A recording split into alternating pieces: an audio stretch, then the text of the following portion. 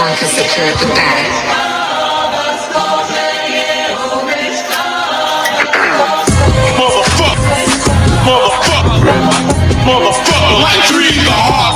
Oh yeah, it's the menace, DJ. That is DJ Mike J. Mike J.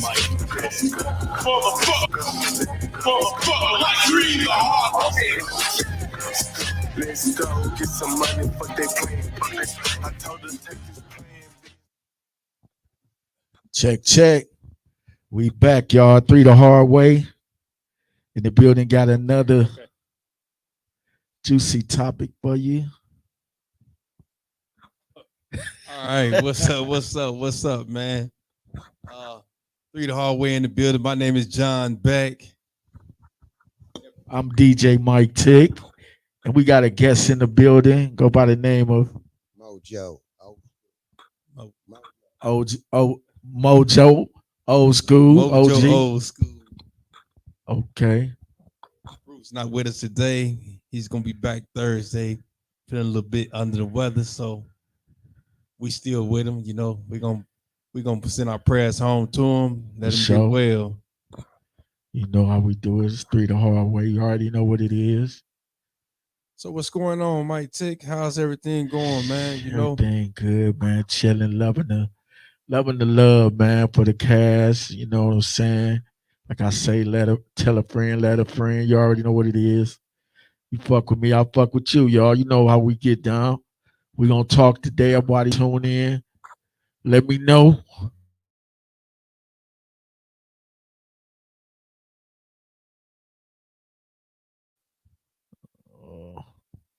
most death. Everything good. Yeah. How about you, cuz? Everything going with you, cuz? What we gonna hit them with?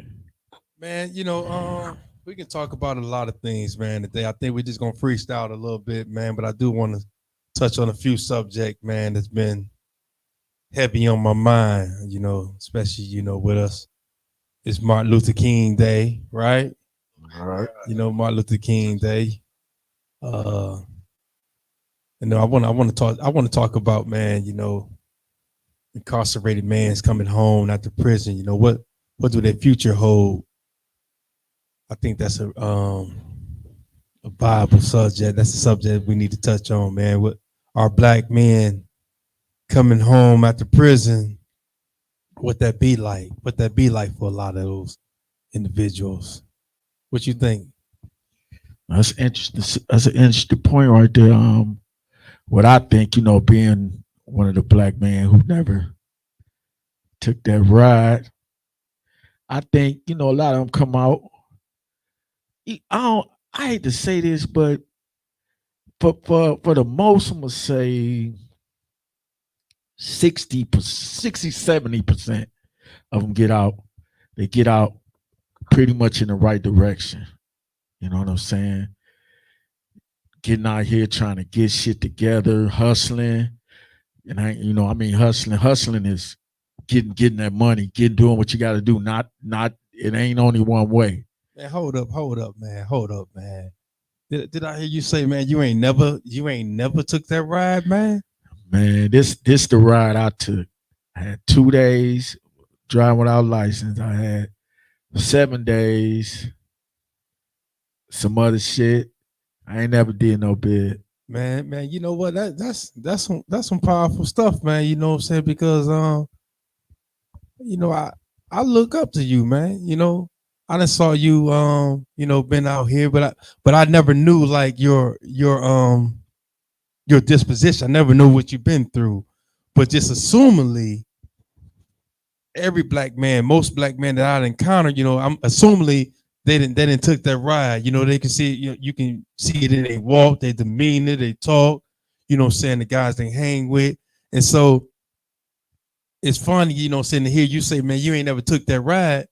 And I feel like that's powerful, man, because I didn't know, you know, so I just want you to speak on that, man. What do I mean? Because most people, I'm sure to see you probably think, you know, Mike take one of us, you know, and I'm not saying you still not one of us, but he can relate to the struggle of going down, and that ain't your story, but you still can relate.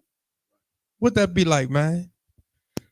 Man, it's you know, the fact that you can't really avoid life trials and tribulations and shit, going through shit, but the fact that I feel I've been blessed, if I could say that, I've been blessed to be able to, the shit I done been through growing up, the things I done, witnessed and played parts in, you know what I'm saying? I feel like somebody been caring, somebody been watching over me, you know what I'm saying? Keeping me out of word, out of that, out of that.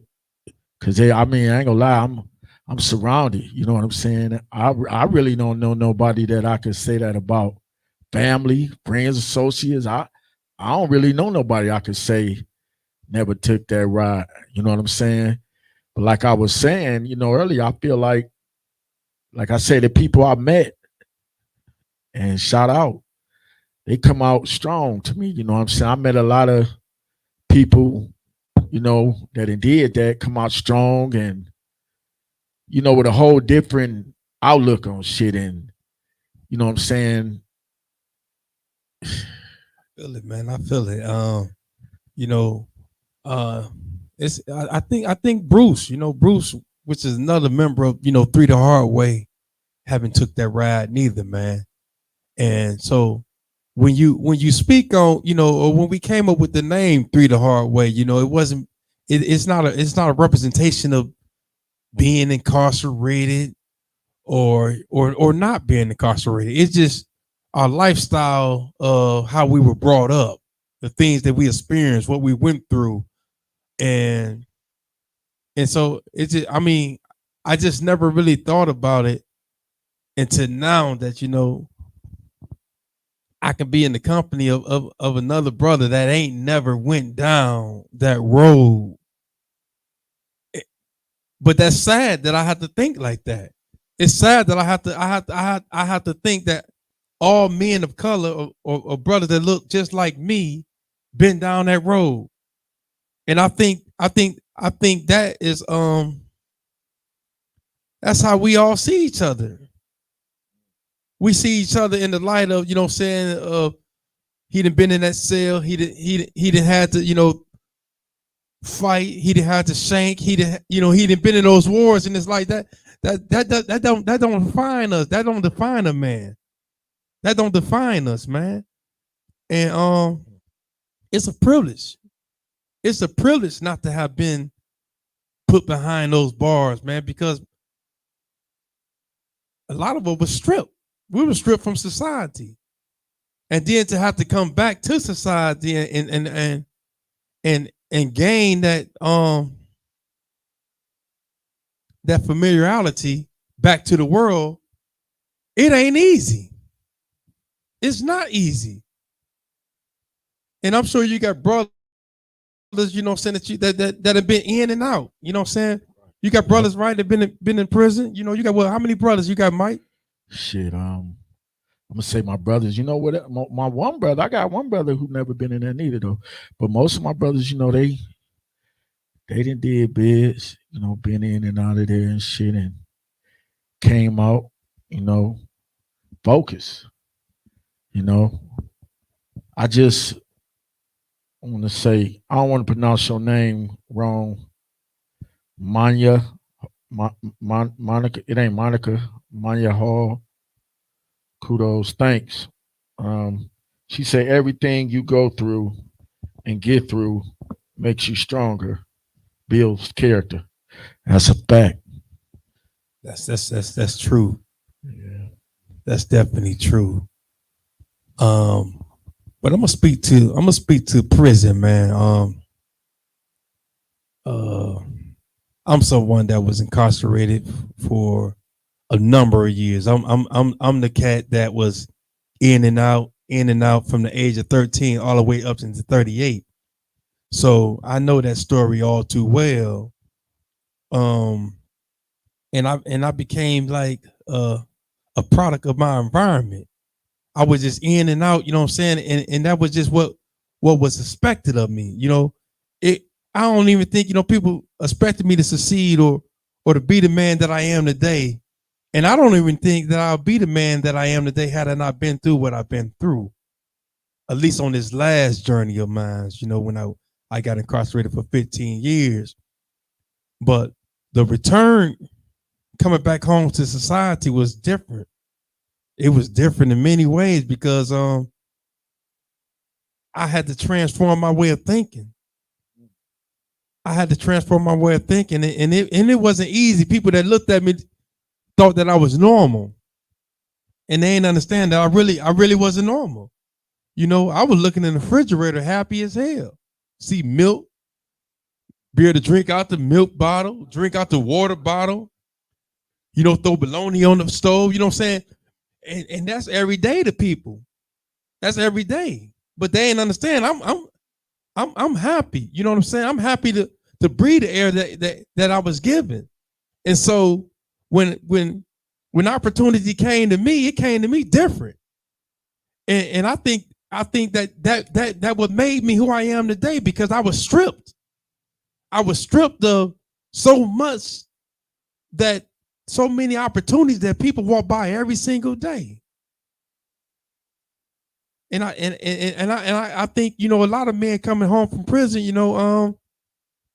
they can attest to that, and I don't know what you think about that, man. You know what I'm saying? To be deprived and then given an opportunity to do something different with your life, and you just reach for it.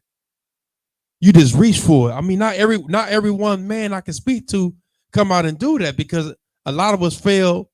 Like my first, I want to say from 13 all the way to 23 was failing. It was in, out, in, out, in, out. I spend more time in than I spend out.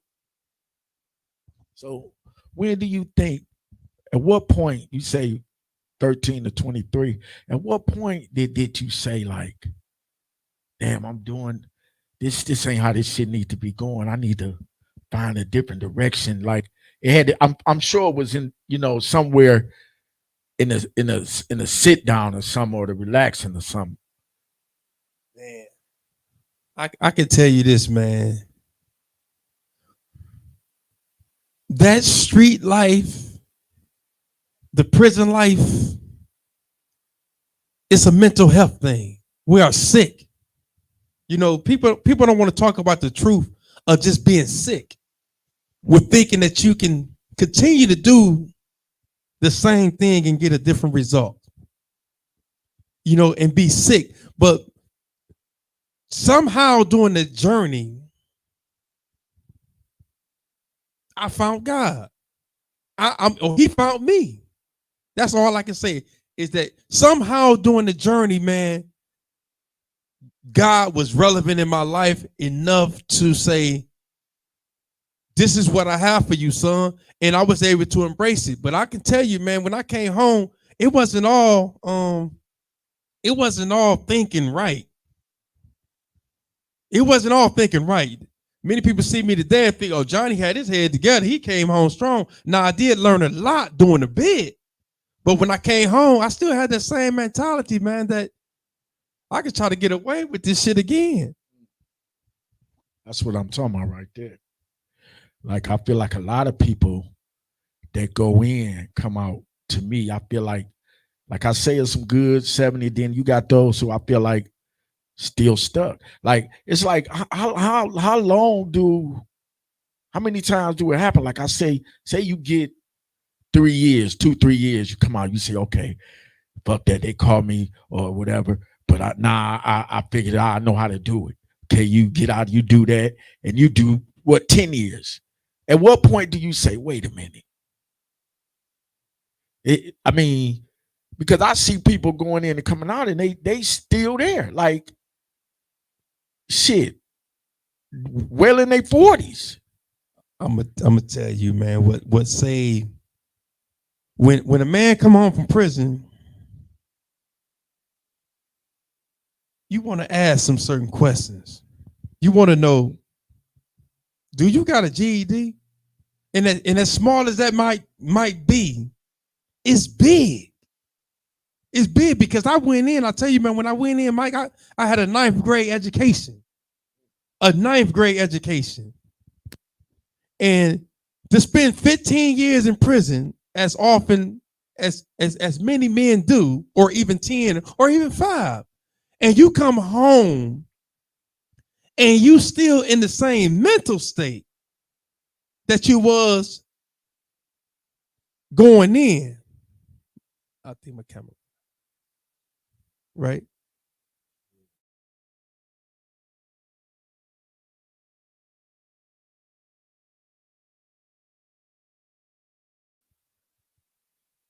But it got unplugged. But to be in that same, but can you hear me? You all right?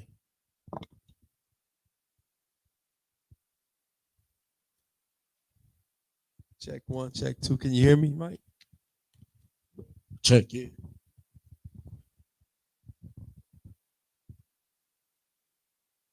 Yeah, they can still hear you. Okay.